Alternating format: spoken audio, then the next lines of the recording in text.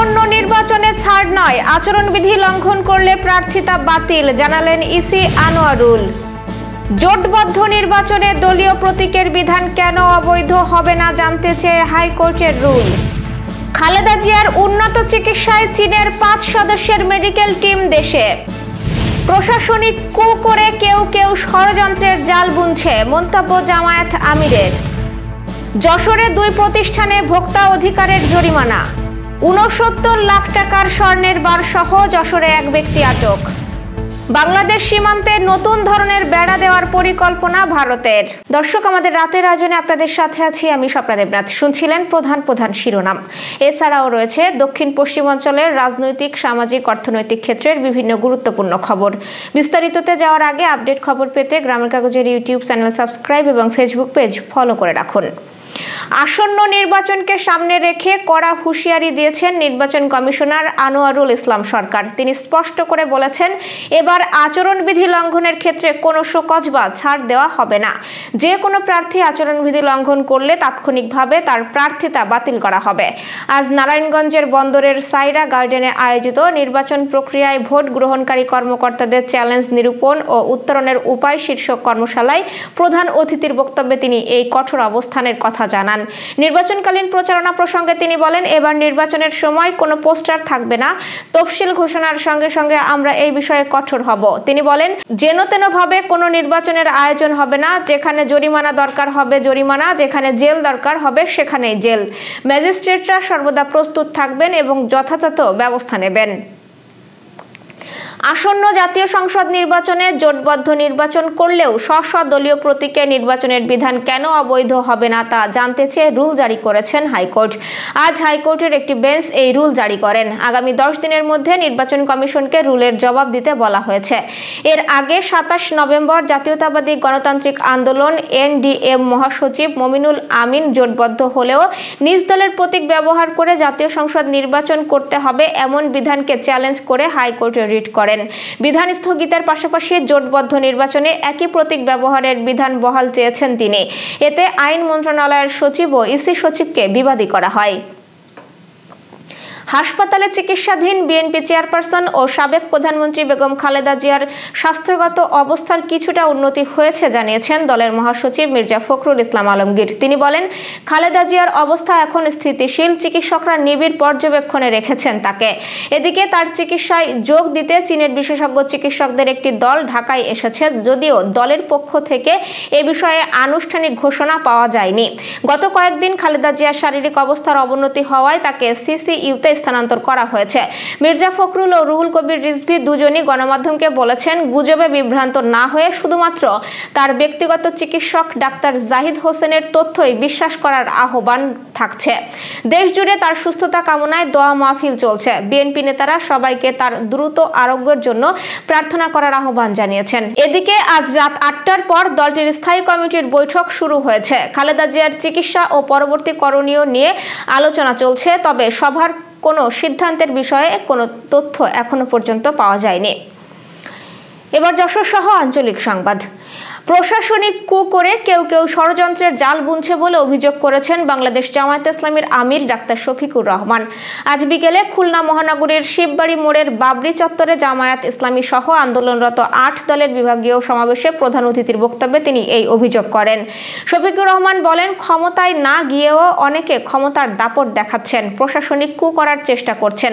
আগামী নির্বাচনে ছলে বলে কৌশলে কেউ কেউ বিভিন্ন জায়গায় বসে ষড়যন্ত্রের জাল বুনছে। যশোরে অবৈধ ও ক্ষতিকর খাদ্যপণ্য বিক্রির অভিযোগে 2টি দোকানে অভিযান চালিয়ে জরিমানা করেছে জাতীয় ভোক্তা অধিকার সংরক্ষণ অধিদপ্তর। যশোর শহরের সিটি প্লাজার সামনে অবস্থিত ভোলানাথ স্টোরে এই অভিযান পরিচালনা করেন অধিদপ্তরের সহকারী পরিচালক সেলিমুজ্জামান। অভিযানে দোকানটিতে পানের সঙ্গে খাওয়া ক্ষতিকর মশলা চুটিপুটি বিক্রি হতে দেখা যায়। এই ঘটনায় দোকানের মালিক অরবিন্দকে 10,000 টাকা অর্থদণ্ড করা হয়। একই সড়কের SD স্টোরে অভিযান চালানো হয়। সেখানে ক্ষতিকর রং মেশানো এবং পুরোপুরি ভাজা হয়নি এমন শিশু খাদ্য চিপস মজুদ থাকতে দেখা যায়। এ কারণে দোকানের মালিক জগদীশ পালকেও 15,000 টাকা জরিমানা করা হয়।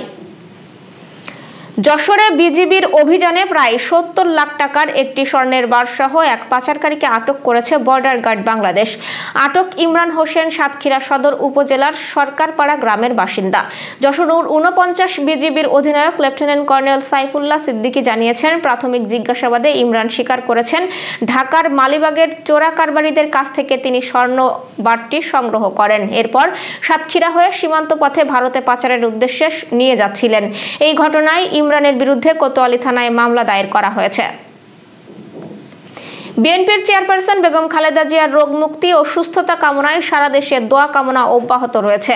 শার্শা বাগাসরা থেকে নাজিমউদ্দিন জনি জানিয়েছে, বাগাসরা ইউনাইটেড মাধ্যমিক বিদ্যালয় মাঠে উপজেলা বিএনপির সহ সভাপতি জামাল উদ্দিনের সভাপতিত্বে ও বাগাসরা ইউনিয়ন বিএনপির সাধারণ সম্পাদক জাহাঙ্গীর হোসেনের সঞ্চালনায় আলোচনা ও দোয়া মাহফিল হয়েছে।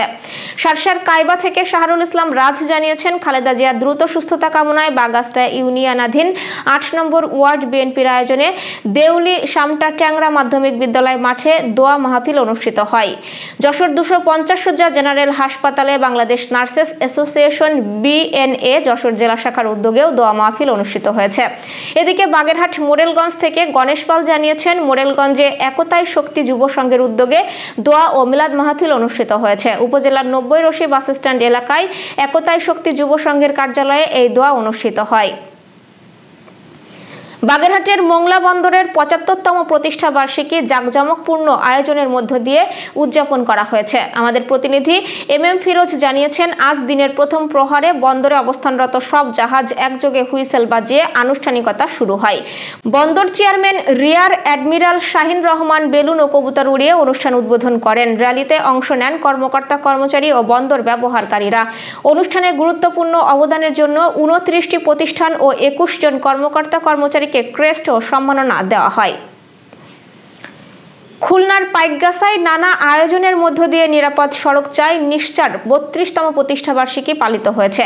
এই উপলক্ষে নিরাপদ সড়ক চাই উপজেলা শাখার উদ্যোগে র্যালি, আলোচনা সভা ও সড়ক দুর্ঘটনায় আহতদের মাঝে ছাগল বিতরণের আয়োজন করা হয়। একটি র্যালি উপজেলা সদরের প্রধান সড়ক প্রদক্ষিণ করে পরে উপজেলা পরিষদ চত্বরে আলোচনা সভা ও ছাগল বিতরণ হয়।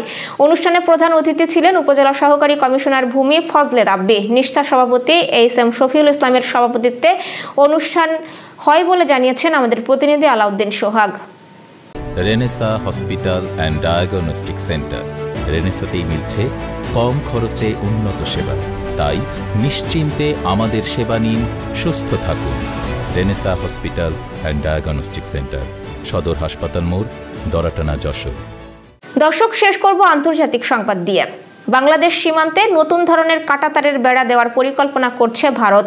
সীমান্তরক্ষী বাহিনী বিএসএফ বলছে, পুরানো বেড়ার মেয়াদ শেষ হয়ে যাওয়ায় ও প্রাকৃতিক ক্ষতির কারণে নতুন ডিজাইনের আধুনিক বেড়া নির্মাণের উদ্যোগ নেওয়া হচ্ছে। বিষয়টি ইতোমধ্যে ভারতের স্বরাষ্ট্র মন্ত্রণালয় সক্রিয়ভাবে বিবেচনা করছে। ভারতীয় বার্তা সংস্থা পিটিআইকে ত্রিপুরা ফ্রন্টিয়ারের ইন্সপেক্টর অলোক কুমার জানান, বাংলাদেশ ভারত সীমান্তের বেশিরভাগ অংশের কাঁটাতারের বেড়াগুলোর মেয়াদ পেরিয়ে গেছে। সেই সাথে ত্রিপুরার অতিবৃষ্টি আন্তর্জাতিক সীমান্তের বেড়াকে ক্ষতিগ্রস্ত করেছে। এই কারণে নতুন বেড়া স্থাপনের সিদ্ধান্ত নেওয়া হচ্ছে। বাংলাদেশের সঙ্গে ভারতের 4096 কিলোমিটার সীমান্ত রয়েছে। এর মধ্যে ত্রিপুরা অংশে আছে 856 কিলোমিটার সীমান্ত। দর্শক, এই ছিল আজকের রাতের আয়োজন। এরপর সকালের খবর দেখার আমন্ত্রণ জানাচ্ছি। শীতে পরিবারের বয়স্ক ও শিশুদের বাড়তি যত্ন নিন। ভূমিকম্পে করণীয় বিষয়ে সচেতন হন, সেই সঙ্গে সতর্ক থাকুন ডেঙ্গু প্রতিরোধেও। শুভরাত্রি।